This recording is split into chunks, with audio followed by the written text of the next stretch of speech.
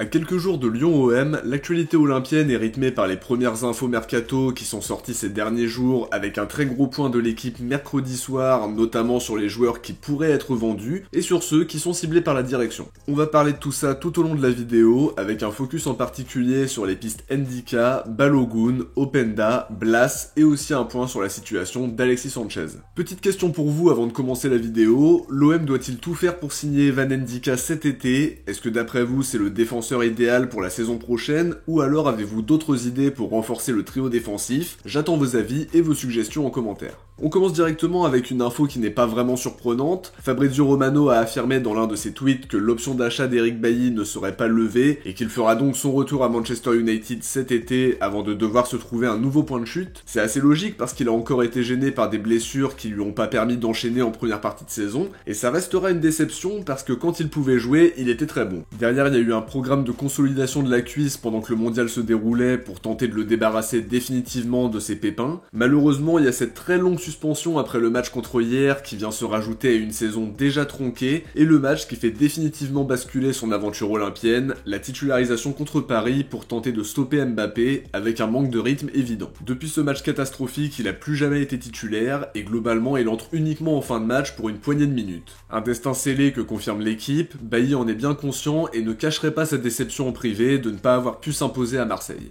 Au rang des joueurs qui ne seront pas conservés, l'équipe confirme que Ruben Blanco devrait faire son retour au Celta Vigo. On en parlait d'ailleurs récemment en vidéo, mais son club formateur semble compter sur lui pour la saison prochaine, et Luis Campos, qui est le coordinateur technique du club espagnol, aurait décidé de le faire revenir. J'imagine que la direction marseillaise est satisfaite de ce qu'il a proposé comme doublure, mais la hiérarchie est très claire avec Pau Lopez comme numéro 1. À ce poste de gardien, l'équipe explique que la direction a toujours un œil sur Alban Lafont et qu'il y aurait une réflexion pour le poste de gardien de but. Alors je trouve ça assez surprenant parce que Pau Lopez est convaincant et j'imagine très mal Lafont comme doublure en se contentant des matchs de Coupe de France et de combler de temps en temps les absences de Lopez. Par contre, en cas de départ de Pau Lopez, c'est une piste très intéressante, mais pour le prochain mercato d'été, c'est loin d'être le poste à renforcer en priorité. Simon sera probablement prêté pour s'aguerrir après 2 rendez-vous manqués avec Valenciennes et Pau. La direction fera peut-être le choix de l'installer comme numéro 2, mais je pense quand même que ce serait bien de le voir avant ça à l'œuvre sur une saison complète en Ligue 2, et dans ce cas-là, recruter une doublure pas chère ou sous forme de prêt le temps de la saison.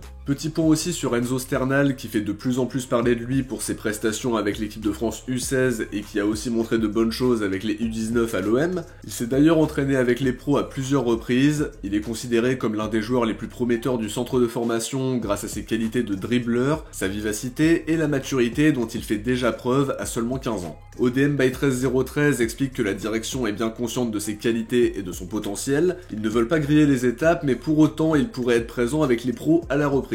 Toujours d'après ODM by 13013, il sera sous contrat professionnel à compter du jour de ses 16 ans, qui sera fin mai si je dis pas de bêtises. Concernant Guendouzi, l'équipe a fait le point sur son avenir en confirmant qu'il était vu comme la grosse vente attendue par la direction. Sur les clubs intéressés, ils parlent d'une prise de renseignements de Newcastle, ils évoquent aussi des intérêts poussés d'Aston Villa et de West Ham, mais aussi de prétendants en Italie dont l'identité n'a pas encore fuité. Ça confirme qu'il fait partie des prétendants les plus sérieux au départ, à voir à quel prix, mais il va clairement animer le mercato d'été côté marseillais. Toujours côté départ, l'équipe évoque 3 joueurs parmi les candidats à un transfert cet été. Leonardo Balerdi d'abord, qui lui aussi représente une valeur marchande intéressante. Il y avait un intérêt très prononcé de l'Ajax et ça parlait d'environ 20 millions d'euros. À voir à combien la direction va le valoriser cet été, mais ça peut permettre de faire une belle entrée d'argent avec un joueur qui certes a des qualités, qui est capable d'être très bon mais aussi d'enchaîner un long passage à vide par la suite. Je suis pas sûr qu'il passera un cap supplémentaire à l'OM, mais il y a des chances qu'il se développe bien dans un autre club avec un nouveau projet. Senji Zunder est aussi cité parmi les joueurs que la direction aimerait vendre. C'était déjà le cas l'été dernier quand il avait été inclus dans l'opération Malinowski avant de refuser pour tenter de s'imposer alors qu'il était pas du tout dans les plans de Tudor. Son statut a clairement changé au retour de la Coupe du Monde parce qu'il met l'intensité demandée par le coach, qu'il ne compte pas ses efforts et qu'il est capable de faire des différences même s'il manque souvent de lucidité au bout.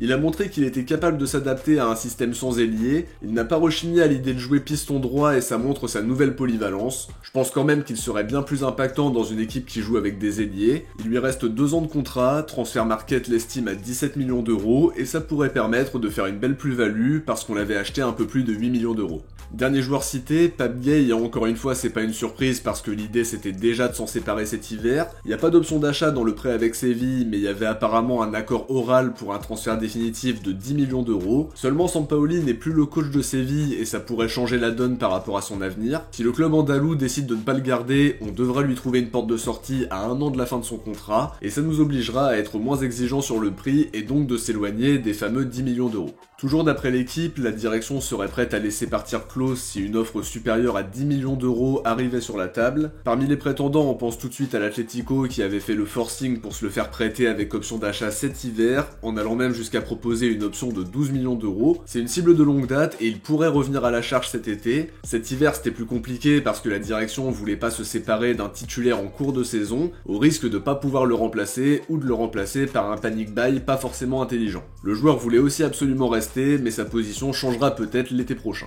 Des nouvelles maintenant de la prolongation de Kolasinac. L'équipe explique qu'il a bien reçu une offre de prolongation de 2 ans en février, mais que les discussions bloquent sur l'aspect salarial. Dans l'offre soumise, Kolasinac aurait le même salaire, c'est-à-dire environ 215 000 euros par mois, mais j'imagine qu'il veut que ce soit revu à la hausse parce qu'il réalise une bonne saison et qu'il y a beaucoup plus de certitude aujourd'hui qu'au moment de son arrivée où il devait surtout se relancer. L'équipe précise que les négociations continuent et je pense que ça finira par aboutir parce que les deux parties ont envie de poursuivre ensemble. Par rapport à Sanchez, le quotidien du sport a mené son enquête auprès de médias sud-américains et de proches du joueur apparemment. D'après leurs infos, il y aurait une forte probabilité qu'il quitte l'OM cet été pour s'engager libre avec River Plate. Certains médias sud-américains parlent même d'un pré-contrat qui aurait déjà été signé, mais que Sanchez ne veut pas perturber la fin de saison de l'OM. Toujours d'après la même source, Longoria serait déjà au courant et ça explique la recherche de joueurs offensifs et les nombreuses rumeurs qui commencent à sortir. Ça c'est l'info qui a fait pas mal de bruit, mais par la suite l'équipe a expliqué que Sanchez aimerait rester si le club se qualifiait en Ligue des Champions, mais qu'il espère des conditions salariales encore plus avantageuses, et du côté de la direction, on n'est pas prêt à toutes les folies pour le convaincre de rester.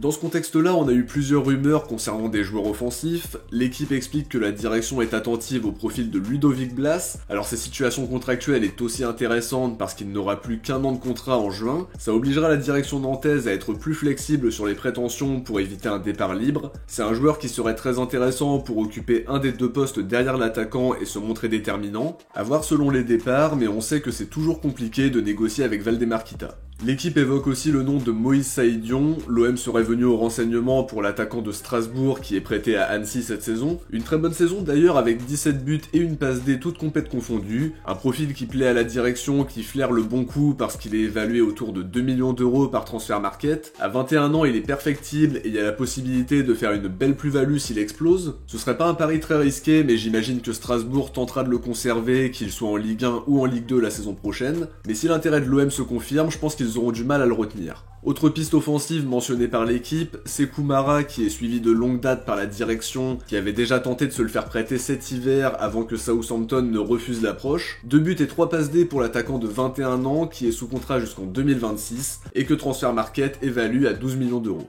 Petit point maintenant sur la piste Balogun. Foot Mercato confirme l'intérêt de l'OM et ajoute que Balogun serait intéressé à l'idée de venir pour continuer de jouer en Ligue 1 et pour évoluer au Vélodrome. D'après leurs infos, malgré l'investissement sur Vitinha, un deuxième attaquant n'est pas du tout à exclure si Sanchez quitte le club. L'équipe confirme l'information et de son côté, Sébastien Denis précise qu'Arsenal n'a pas encore fixé le prix du joueur, mais que ça devrait quand même être assez élevé. En tout cas, les bonnes relations avec les Gunners peuvent aider, mais ils peuvent aussi décider de l'intégrer dans leur équipe la saison prochaine. On termine cette vidéo par 2 pistes dans le sens des arrivées, 2 joueurs qui seront libres en juin, Mateus Uribe qui pourrait quitter Porto en fin de contrat même si le club portugais ne renonce pas à le prolonger. C'est un profil intéressant et expérimenté qui pourrait bien coller à ce qu'on veut mettre en place. L'équipe confirme que l'OM a tenté une approche, mais s'est heurté aux demandes financières trop élevées du milieu colombien.